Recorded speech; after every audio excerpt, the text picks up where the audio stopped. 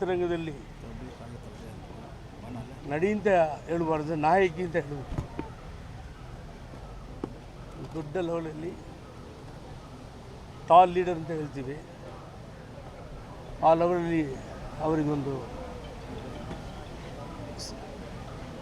ಸಪ್ರೇಟಾಗಿ ಒಂದು ಸ್ಥಾನ ಇದೆ. ಅವರ ಸಾಧನೆಯನ್ನು ಯಾರು ಒಬ್ಬರನ್ನು ಮಾಡೋಕ್ಕೆ ಬರಲ್ಲ.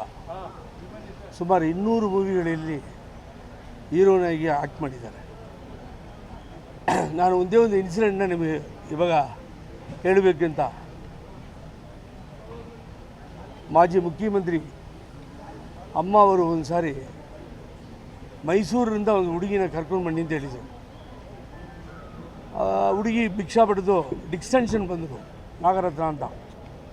ಅವ್ರನ್ನ ಕರ್ಕೊಂಡು ಹೋಗಿದ್ದೆ. ಅವರು ಫರ್ದರ್ ಎಜುಕೇಷನ್ಗೆ ಹೆಲ್ಪ್ ಮಾಡಿದರು. ಅಮ್ಮ ಅವರು ಹಣ ಕೊಟ್ಟರು, ಹೆಲ್ಪ್.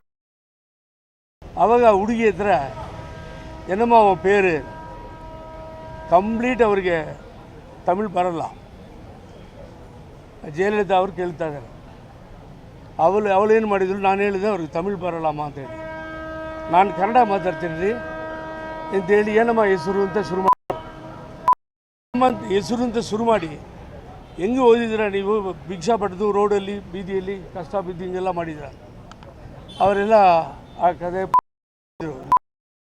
ಪಾಪ ಪೊಲೀಸ್ ಒದೆ ತಿಂದಿದ್ದೀನಿ, ಕಾಲಲ್ಲಿ ಏಟಾಗಿತ್ತು, ರೋಡಲ್ಲಿ ಅಲ್ಲಿ ಈ ಥರ ಕಷ್ಟ ಬಿದ್ದು ಬಂದಿದ್ದೀನಿ ಅಂತ ಪೊಲೀಸ್ ಆಗಬೇಕು ಅಂತ ಹೇಳಿದರು. ಇವತ್ತು ಅವರು ವಕೀಲಾಗಿದ್ದಾರೆ. ಆವಾಗ ಇದಾದ ಮೇಲೆ ನಾನೇನು ಮಾಡಿದೆ, ಅವರು ಜಯಲಲಿತಾ ಅಮ್ಮ ಹತ್ರ, ನಮ್ಮ ಲೀಡರ್ ಹತ್ರ, ನಾಯಕಿ ಹತ್ರ, ಅಮ್ಮ ಎಷ್ಟು ಚೆನ್ನಾಗಿ ಕನ್ನಡ ಮಾತಾಡ್ತೀರ ನೀವು. ನಾನು ಇವತ್ತೇ ಕೇಳಿದೆ, ನೀವು ಯಾವ ಭಾಷೆ ಮಾಡಿದ್ರೂ ತಾಯಿ ಭಾಷೆ ಆಗಿರ್ತಿದೆ, ಪರ್ಟಿಕ್ಯುಲರ್ಲಿ ಕನ್ನಡ ಸೂಪರಾಗಿ ಮಾತಾಡಿದ್ದೀರಾ ಅಂತ ಹೇಳಿದೆ. ಆವಾಗ ಅವರು ಹೇಳಿದ ಉತ್ತರ ನನಗೆ ಇವತ್ತಿನ ನೆನಪಿದೆ. ಎಲ್ಲಿ ಪುಗಳಿಂದ ಯಾರೇನು ಬಂದರೆ ಮಾತಾಡೋಕ್ಕೆ ನಮಗೆ ಒಂದು ಅವಕಾಶ, ಚಾನ್ಸು ಕನ್ನಡದಲ್ಲಿ ಅವರು ಯಾವಾಗಲೂ ಒಂದು ಸಾರಿ ಬರ್ತಾರೆ. ಅದರಿಂದ ನಮಗೆ ಆ ಸಂದರ್ಭ ಸಿಗ್ತದೆ ಅಂತ ಹೇಳಿ ಅವರು ಅವತ್ತು ಮೆನ್ಷನ್ ಮಾಡಿದ್ದು ನಮ್ಮ ಇವತ್ತಿಲ್ಲ ನಾಯಕಿ ಸರೋಜಾ ದೇವಿ ಅವರ ಹೆಸರನ್ನು. ಅಷ್ಟೊಂದು ಕ್ಲೋಸ್ ಆಗಿ ಅಮ್ಮ ಅವರಿದ್ದರು. ಅದೇ ಥರ ಕ್ರಾಂತಿ ನಾಯಕರು ಪುರಚಿತ್ರ ಇವರು MGR ಅವರ ಜೊತೆಗೆ 26 ಮೂವಿಗಳು ಸಿನಿಮಾದಲ್ಲಿ ಹೀರೋಯಿನ್ ಆಗಿ ಮಾಡಿದ್ದಾರೆ. 26 100 ಡೇಸ್ ಹೋಗಿದೆ ಮೂವಿ, ಸಕ್ಸಸ್ಫುಲ್ ಮೂವೀಸ್. ಸಾಂಗ್ಸ್ ಎಲ್ಲ ಇವತ್ತೂ ಮರೆಯಲಾರೆ. That is a beautiful songs. So ಅದು ಒಂದು ಮಾತ್ರ ಇದಿಲ್ಲ, ಮೋರ್ ದೆನ್ 200 ಮೂವೀಸ್, ಟೋಟಲಿ ಸುಮಾರು 300 ಮೂವಿಗಳಿರಬೇಕು. ಅವರು ಏನಂತ ಹೇಳಿದ್ರು, ನಾನು ಇವತ್ತು ಸರೋಜದೇವಿ ಅವರು ಭಾಗ್ಯ ಅಂತ ಹೇಳ್ತೀನಿ.